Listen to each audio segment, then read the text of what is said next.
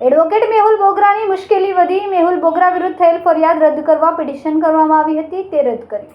હાઈકોર્ટમાંથી petition કાઢી નાખવામાં આવી. સુરત દ્વારા નામદાર કોર્ટમાં મેહુલ બોગરા વિરુદ્ધ દાખલ થયેલ પોલીસ એફઆઈઆર રદબાતલ કરવા હાઈકોર્ટમાં દલીલો થઈ, જેમાં સુનાવણીમાં નામદાર કોર્ટે જણાવ્યું પોલીસે કંઈ ખોટું નથી કર્યું. તે આધારે પિટિશન રદ કરીને કાઢી નાખી. નામદાર હાઈકોર્ટે વધુમાં કહ્યું કે તે એડવોકેટ છે, તો શું આ રીતે પોલીસને રોકવાનો એમને અધિકાર છે? બિલકુલ નહીં.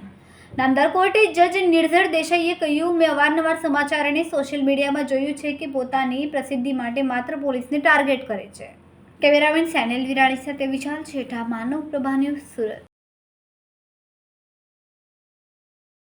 અમારા વિડીયોની નવી અપડેટ મેળવવા માટે સબસ્ક્રાઇબ કરો માનવ પ્રભા ન્યૂઝ ચેનલને. બેલ આઇકન ક્લિક કરો લેટેસ્ટ વિડીયો સૌથી પહેલા મેળવવા માટે.